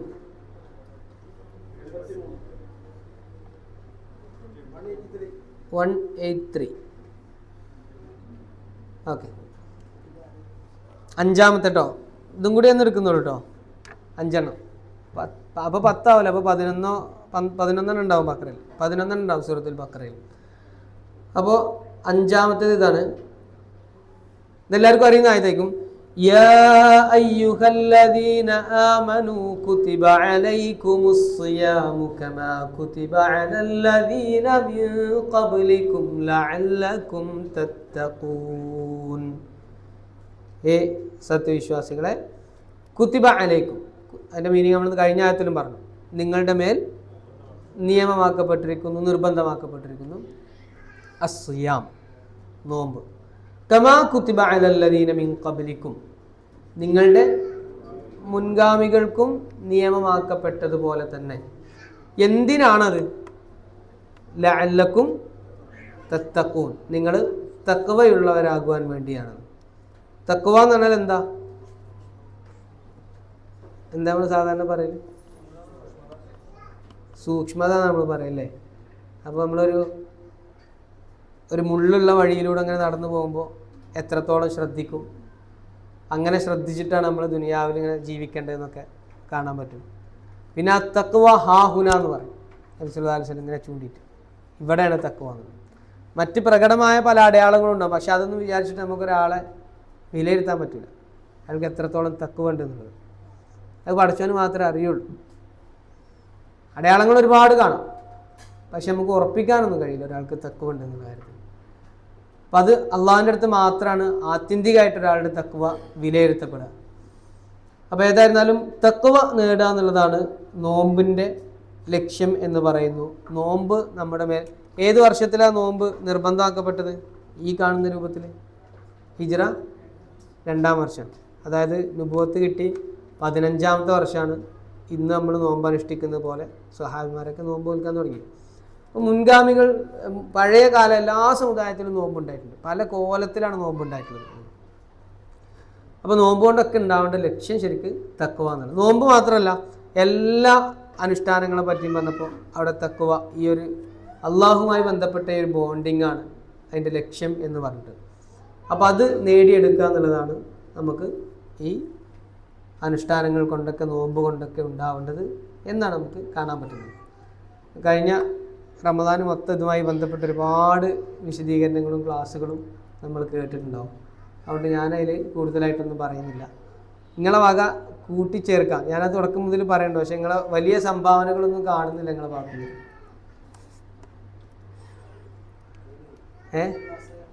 ഫസ്റ്റ് അടുത്തിൽ കൊണ്ടുവരും, പങ്കെടുത്തിട്ടില്ല. എന്നാൽ നമ്മളെ ഈ സീരീസ് സംഭാവന ചോദിക്കുന്ന ക്ലാസ് ആയിരിക്കും. അപ്പോൾ അടുത്ത യാ അയ്യുഹല്ലദീന ആമനു ഏതൊക്കെയാണ് നമ്മൾ വേണമെങ്കിൽ ആദ്യം പറഞ്ഞുതരാം. എന്നിട്ട് എല്ലാവരും ഒന്ന് നോക്കി വരിക. എന്നിട്ട് അവതരണ പശ്ചാത്തലം, അതിൻ്റെ ബേസിക് സാധനങ്ങളും ഇവിടെ പറഞ്ഞിട്ട് ബാക്കി ഓരോരുത്തർ എന്ത് ചെയ്യാം പറയാം. 5 ആയത്ത് ചർച്ച ചെയ്ത് പോകണതാണ് നല്ലത്. അപ്പോൾ ചിലത് പിന്നെ എന്താണെന്നറിയോ, ഒരേപോലത്തെ ആശയമുള്ളത് വരും, ഒരേപോലത്തെ സംഗതി വരും. അപ്പോൾ അതങ്ങനെ പെട്ടെന്ന് പോയാൽ മതി. അപ്പോൾ ഏതായിരുന്നാലും ഇൻഷാ അല്ലാഹ് യാ അയ്യുഹല്ലദീന ആമനു എന്ന ഈ സീരീസ് നമുക്ക് നമ്മളോട് പ്രത്യേകം അള്ളാഹു പറയാണ് എന്ന രൂപത്തിൽ തന്നെ നമ്മൾ കാണുക. ആ നിലക്ക് ആയത്തുകൾ പഠിക്കാനും മുൻകൂട്ടി തന്നെ ഒന്ന് നോക്കി വരാനും, എന്നിട്ട് എന്താണ് ഇപ്പോൾ ഈ തദബ്ബുർ എന്ന് പറയുമ്പോൾ ശരിക്കും ആലോചനയാണ്, പഠനമാണ്, ഗവേഷണം. അത് മുൻഗാമികളായിട്ടുള്ള തഫ്സീറിൽ പറഞ്ഞതിന് വിരുദ്ധമാവാത്ത രൂപത്തിൽ നമുക്ക് നമ്മുടെ ജീവിതാനുഭവങ്ങളും പഠനങ്ങളും അനുഭവങ്ങളൊക്കെ പങ്കുവെക്കാം. അതിന് യാതൊരു പ്രശ്നമില്ല. മനസ്സിലായില്ലേ? അങ്ങനെയാണ് ഖുർആൻ്റെ വ്യാഖ്യാന ശാസ്ത്രം എന്ത് ചെയ്യുക, പുരോഗമിക്കുക, അതിങ്ങനെ റിച്ചായി വരിക. അല്ലാതെ മുഫസ്സിറുകളൊക്കെ ഇത് മുമ്പ് ആരും പറഞ്ഞിട്ടില്ല, അതുകൊണ്ട് എനിക്ക് പറയാൻ പറ്റുമോ എന്ന് ആലോചിച്ചിരുന്നപ്പോൾ നേരത്തെ പറഞ്ഞ ഇബ്നുൽ ഖയ്യിം റഹിമഹുല്ലാൻ്റെ ഒന്നും സംഭാവന നമുക്ക് കിട്ടില്ലായിരുന്നു. പക്ഷേ റസൂലുള്ളാഹി സ്വല്ലല്ലാഹു അലൈഹി വസല്ലം പറഞ്ഞതിൽ നിന്നും സ്വഹാബിമാർ പറഞ്ഞതിൽ നിന്നും അതുപോലെ ആദ്യത്തെ ഉത്തമ നൂറ്റാണ്ടിൽ നിന്നും പറഞ്ഞതിൽ നിന്നും വിരുദ്ധമാവുന്ന രൂപത്തിൽ നമ്മുടെ അടുത്ത് നിന്ന് വരാൻ പാടില്ല എന്നുള്ളതാണ്. മനസ്സിലായല്ലോ? ഇതിനോട് ചേർന്നിട്ടുള്ള നമുക്കുണ്ടായ അനുഭവങ്ങളൊക്കെ പറയാം. ഓക്കെ, അപ്പോൾ നേരത്തെ പറഞ്ഞ ക്ഷമയോ മറ്റു കാര്യങ്ങളൊക്കെ പറയുമ്പോൾ ഒരുപാട് സംഭവങ്ങൾ ഖുർആനിൽ ആ പറയുന്നത് നേർക്കുനേർ നമ്മുടെ ജീവിതത്തിൽ അനുഭവപ്പെട്ട പല സംഗതികളും ഉണ്ടായിട്ടുണ്ടാവും. അതൊക്കെ പങ്കുവെക്കണം ശരിക്കും. അപ്പോൾ കൂടുതൽ ആളുകൾക്ക് പഠിക്കാനും അത് ആ രൂപത്തിൽ മനസ്സിലാക്കാനൊക്കെ കൂടുതൽ പ്രചോദനമാവുന്നതാണ്. അപ്പോൾ ആ നിലക്ക് അള്ളാഹു നമ്മോട് നേർക്കുനേർ സംസാരിക്കാണ് എന്ന ആ ഒരു ബോധത്തോടു കൂടെ തന്നെ, ഉറപ്പോടു കൂടെ തന്നെ നമ്മൾ സമീപിക്കുക. നമ്മളൊക്കെ പ്രിപ്പയർ ചെയ്തിട്ട് തന്നെ വരിക ഇൻഷാ അല്ലാഹ്. അള്ളാഹു ഈ ഖുർആൻ കൂടുതൽ കൂടുതൽ ആഴത്തിൽ മനസ്സിലാക്കാനും നമ്മുടെ ജീവിതത്തിൽ അത് പകർത്തുവാനുമുള്ള തൗഫീക്ക് നമുക്കൊക്കെ നൽകി അനുഗ്രഹിക്കുമാറാവട്ടെ. നമ്മിൽ നിന്നും വന്നു പോയിട്ടുള്ള എല്ലാ ചെറുതും വലുതുമായ രഹസ്യവും പരസ്യവുമായ തെറ്റുകൾ നമുക്ക് മാപ്പാക്കി പുറത്തു നൽകി നമ്മെ എല്ലാം അവൻ്റെ സ്വർഗത്തിൽ ഒരുമിച്ച് ചേർക്കുകയും ചെയ്യുമാറാവട്ടെ. പരലോകത്ത് വിശുദ്ധ ഖുർആൻ പ്രത്യേകം ഷഫാഅത്ത്, ശുപാർശ നൽകുന്ന വിശ്വാസികളുടെ കൂട്ടത്തിൽ ഉൾപ്പെടുത്തിയ അള്ളാഹു നമ്മെ എല്ലാവരെയും അനുഗ്രഹിക്കുമാറാവട്ടെ. ഖുർആനോടുള്ള ബാധ്യതകളെല്ലാം അത് നിരന്തരം പാരായണം ചെയ്യുവാനും മനഃപ്പാഠമാക്കുവാനും ആശയം മനസ്സിലാക്കുവാനും ജീവിതത്തിൽ പകർത്തുവാനും അത് മറ്റുള്ളവരിലേക്ക് പകർന്നു കൊടുക്കുവാനുമുള്ള തൗഫീഖ് അള്ളാഹു നമുക്ക് എല്ലാവർക്കും നൽകി അനുഗ്രഹിക്കുമാറാവട്ടെ. നമ്മുടെ കൂട്ടത്തിൽ നിന്നും മരണപ്പെട്ടുപോയ നമ്മുടെ ബന്ധുമിത്രാദികൾ, ഉമ്മ ഉപ്പ, സഹോദരി സഹോദരന്മാർ, പണ്ഡിതന്മാർ, നേതാക്കന്മാർ, സുഹൃത്തുക്കൾ എല്ലാവരുടെയും ഖബറിടം അള്ളാഹു വിശാലമാക്കുകയും പ്രകാശപൂരിതമാക്കുകയും നാളെ നമ്മെയും അവരെയും അവൻ്റെ ജന്നാത്തുൽ ഫിർദൗസിൽ ഒരുമിച്ച് ചേർക്കുകയും ചെയ്യുമാറാവട്ടെ. നമ്മുടെ കൂട്ടത്തിൽ ധാരാളം പ്രയാസങ്ങൾ, പ്രശ്നങ്ങൾ അനുഭവിക്കുന്ന ഒട്ടനവധി സഹോദരി സഹോദരന്മാരുണ്ട്. വലിയ അസുഖങ്ങൾ ബാധിച്ച് കിടപ്പിലായവരുണ്ട്. സാമ്പത്തികമായി വലിയ ബുദ്ധിമുട്ടിലായവരുണ്ട്. എല്ലാവരുടെയും പ്രശ്നങ്ങൾ അള്ളാഹു അവൻ്റെ മഹത്തായ ഫദ്ല് കൊണ്ട് നീക്കിക്കൊടുത്ത് അനുഗ്രഹിക്കുമാറാവട്ടെ. ലോകത്തിൻ്റെ നാനാഭാഗത്തും പ്രയാസങ്ങൾ അനുഭവിക്കുന്ന, കഷ്ടപ്പാട്, ദുരിതം, പട്ടിണി, യുദ്ധം എല്ലാം അനുഭവിക്കുന്ന നമ്മുടെ മുസ്ലിം സഹോദരി സഹോദരന്മാർ, വിശിഷ്യ പാലസ്തീനിലുള്ളവർ എല്ലാവർക്കും അവരുടെ പ്രശ്നങ്ങളിൽ നിന്ന് അള്ളാഹു മോചനം നൽകുകയും ക്ഷമ കൈക്കൊള്ളുവാനുള്ള മനസ്സ് പ്രദാനം ചെയ്യുകയും അതുവഴി സ്വർഗത്തിൽ ഉന്നത സ്ഥാനം നൽകി അവരെല്ലാം ആദരിക്കുകയും ചെയ്യുമാറാവട്ടെ. അല്ലാഹുമ്മ ഗ്ഫിർ ലിൽ മുഅ്മിനീന വൽ മുഅ്മിനാത്ത് വൽ മുസ്ലിമീന വൽ മുസ്ലിമാത്ത് അൽ അഹ്യാഇ മിൻഹും വൽ അംവാത്ത് ഇന്നക മുജീബു ദഅവാതി വയാ ഖാദിൽ ഹജാത്ത്. അല്ലാഹുമ്മ അജിർനാ മിനൻ നാർ, അല്ലാഹുമ്മ അജിർനാ മിനൻ നാർ, അല്ലാഹുമ്മ അജിർനാ മിനൻ നാർ. اللهم يا مقلب القلوب ثبت قلوبنا على الإيمان والتقوى. اللهم يا مصرف القلوب صرف قلوبنا إلى طاعتك. ربنا هب لنا من أزواجنا وذرياتنا قرة أعين واجعلنا للمتقين إماما. ربنا آتنا في الدنيا حسنة وفي الآخرة حسنة وقنا عذاب النار. ربنا تقبل منا إنك أنت السميع العليم وتب علينا إنك أنت التواب الرحيم. آمين آمين آمين برحمتك يا أرحم الراحمين. وصلى الله على نبينا محمد.